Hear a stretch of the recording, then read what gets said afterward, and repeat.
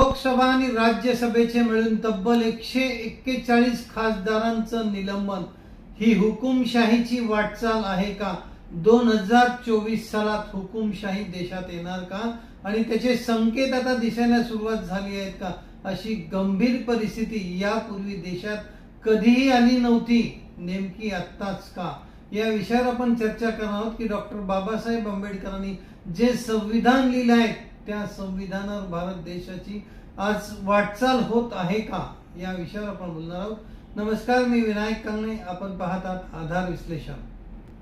स्वातंत्र्यापासून आजपर्यंतच्या इतिहासामध्ये एकाच वेळी इतक्या खासदारांचं निलंबन केल्याची घटना ही ऐतिहासिक घटना आहे. ती लोकशाहीलाच मोठा तडा देणारी घटना आहे. यापूर्वी अनेकदा असे प्रसंग झाले, एक नाही 40 वेळेला झाले. त्यांना पनिशमेंटही मिळेल, मात्र ती काही दिवसांसाठी, एक दिवस किंवा जास्तीत जास्त 2 दिवस असू शकते आणि त्याची सदस्य संख्या सुद्धा या मानाने भरपूर कमी होती. मात्र यावेळेला ज्या पद्धतीने तब्बल 141 राज्यसभा आणि लोकसभा मिळून खासदारांचं निलंबन केलं आहे आणि फक्त ते निलंबनच नाही तर ते संपूर्ण अधिवेशन संपेपर्यंत हे निलंबन आहे आणि काही खासदारांचं तर सदस्यत्व कॅन्सल होण्यापर्यंत त्यांचे ठराव पाठवण्यात आले. त्यामुळे सध्या जे चाललं आहे ते लोकशाही मार्गाने हे सरकार चाललं आहे का, असा प्रश्न आता संपूर्ण देशाला पडल्याशिवाय राहणार नाही.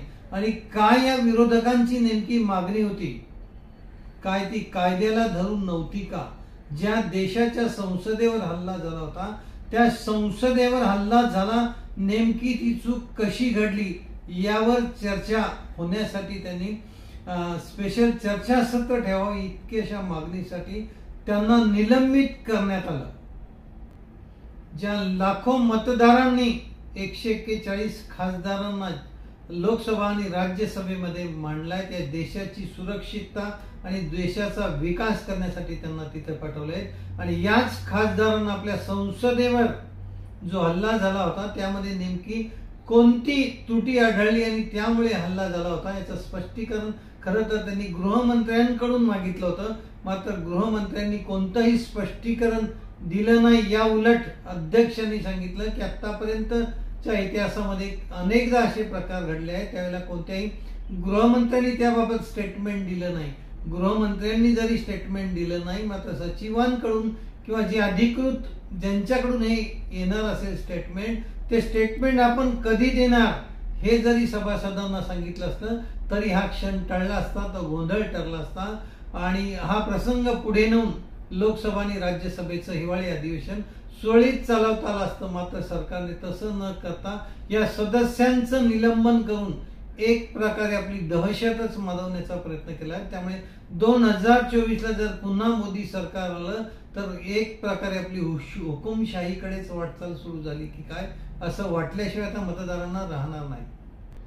लोकसभेवर हल्ला करणाऱ्या, नियमबाह्य हल्ला करणाऱ्यांना सोडा अशी त्यांची मागणी नव्हती. त्यांना काय शिक्षा देणार हे सुद्धा ते विचारत नव्हते. मात्र ती चूक नेमकी कशी घडली, हे सभागृहात कसे पोचले होते, इतकं विचारण्याचा सुद्धा जर या सदस्यांना हक्क नसेल तर न्याय प्रक्रियेमध्ये उद्या जे अनेक महत्वाचे निर्णय घेणार आहेत त्या प्रक्रियेपासूनच यांना वंचित ठेवण्याचा डाव तर सरकारने आखला नाही ना. आता प्रश्न असा निर्माण झाला आहे कारण अनेक महत्वाचे निर्णय हिवाळी अधिवेशनात घेणार आहेत. कारण हे अधिवेशन या सरकारचं शेवटचं अधिवेशन समजलं जाणार आहे. कारण निवडणुकांना आता काही महिने शिल्लक राहिलेत. त्यामुळे शेवटच्या अधिवेशनामध्ये अत्यंत महत्वाचे निर्णय घेणार आहेत. निवडणूक आयोगाच्या आयुक्तांची नियुक्ती कशा पद्धतीने होणार आहे, पिनल कोडची कशा पद्धतीने अंमलबजावणी केली आहे, असे महत्वाचे अनेक विषय कदाचित ते सरकारला मनमानी पद्धतीने ते मंजूर करून घ्यायचे आहेत. आणि तोच डाव, हीच संधी सरकारने साधून कदाचित या सदस्यांचं निलंबन केलं असावं, जेणेकरून इंडिया आघाडीने विरोधकांची ताकद कुठेतरी खच्चित करून आपल्या मनमानी पद्धतीने कोणतीही चर्चा न करता अनेक महत्वाचे निर्णय निवडणुकांपूर्वी, जे निवडणुकांना या सरकारला फायदा देतील असे निर्णय घ्यायचे असावेत. त्यासाठीच सरकारने हुकुमशाहीने तब्बल 141 सदस्यांचं निलंबन केलं आहे. अध्यक्षांना जरी सदस्यांना निलंबित करण्याचा अधिकार असला तरी त्यामध्ये 141 गुन्हेगार ठरलेत का? त्यातील खरे गुन्हेगार किंवा खरा ज्यांनी गोंधळ घातलाय अशांची संख्या किती होती व त्यांच्यावर कारवाई करताना सुद्धा हे सरकारचं खरं तर शेवटचं अधिवेशन अत्यंत महत्त्वाचे विषय आहेत. त्यांना तंबी देऊन, त्यांना सूचना देऊन, त्यांना थोडीशी पनिशमेंट देऊन सरकार खरं तर थांबू शकत होतं. आता जास्तीत जास्त मोठ्या संख्येने निलंबन करण्यामागे नेमका सरकारचा काय डाव आहे, या अधिवेशनात नेमके कोणकोणते मुद्दे समोर येतात, त्याच वेळेला आपल्या हे लक्षात येणार आहे की सरकारने नेमकी ही संधी कशासाठी साधून आपला फायदा यातून करून घेत आहेत हे येणाऱ्या आठवड्यामध्ये नक्कीच स्पष्ट होणार आहे. मागील काही महिन्यांपूर्वी मणिपूर अक्षरशः जळत होता, महिलांची इज्जत लुटल्या जात होती, अनेक लोकांच्या हत्या केल्या जात होत्या. त्यावर पंतप्रधान एक चकार शब्द सुद्धा काढत नव्हते. त्यावेळेला सुद्धा विरोधकांना अक्षरशः विश्वास ठराव आणावा लागला आणि त्यात सुद्धा या सरकारने म्हणजे मोदींनी प्रचंड फायदा घेतला आणि तब्बल 2 ते 3 तास संसदेचा वेळ घेऊन त्यामध्ये आपल्याच सरकारने कोणती चांगली कामं केली याची फुकट जाहिरात करण्याची त्यांनी संधी सोडली नाही. त्यामुळे जर अशाच प्रकारे विरोधकांना वेठीस आपण धरत नाही, सरकारने हे विसरून चालणार नाही की त्या नेत्यांना सुद्धा, त्या सदस्यांना सुद्धा नागरिकांनीच पाठवले आहे. त्यामुळे आपण त्या सदस्यांना वेठीस नाही तर ज्या नागरिकांनी त्यांना निवडून दिले त्या लाखो नागरिकांना आपण वेठीस धरत आहात, हे आपल्याला विसरून चालणार नाही.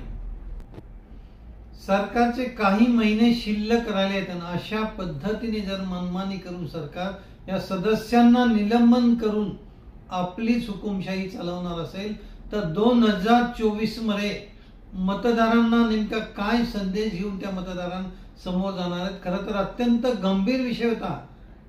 नवीन संसद बनवले, इतक्या मोठ्या प्रकारची सिक्युरिटी असतात, 4 ते 5 स्तरांतून तिथे नागरिकांना मध्ये प्रवेश दिला जातो. इतकी मोठी चूक असताना त्याचं सरळ उत्तर किंवा आपली चूक मान्य करून सदस्यांना त्यातील त्रुटी भविष्य काळात असे होणार नाही याची काळजी घेतली जाईल. अशा पद्धतीने समजूत काढून जर त्यांना उत्तर देण्याचा प्रयत्न केला असता, मात्र त्यामध्ये सुद्धा सरकारला नामुष्की वाटते का, त्यामध्ये सुद्धा सरकारला अपमान वाटत जर असेल तर लोकशाही मार्गाने हे सरकार चालत आहे की नाही, अशा पद्धतीने आता हुकुमशाहीकडे वाटचाल होत असल्याची 2024ची ही एक नांदीच म्हणता येईल. त्यामुळे ज्या पद्धतीने सरकारने तब्बल 141 सदस्यांचं निलंबन केलं, खरोखर लोकशाहीचा थट्टा केली आहे की काय, याबद्दल आपल्याला काय वाटतं? ज्या लाखो मतदारांनी 141 खासदारांना लोकसभा आणि राज्यसभेमध्ये पाठवले, त्या नागरिकांवर, त्या मतदारांवर अन्याय झाला की नाही, याबद्दल आपल्याला काय वाटतं? आपलं मत कमेंट बॉक्समध्ये टाकायला विसरू नका. व ज्या पद्धतीने सरकार आता वागत आहेत ही हुकुमशाहीकडे जाणारी वाटचाल आहे की नाही, याबद्दल आपलं काय मत आहे मांडायला विसरू नका. व्हिडिओ आवडले असेल तर जास्तीत जास्त लाईक आणि शेअर करायला विसरू नका. अजूनही आपण आधार न्यूजला सबस्क्राईब केलं नसेल तर सबस्क्राईब करा. भेटूया अशाच पुढील भागात. तोपर्यंत जय हिंद, जय महाराष्ट्र.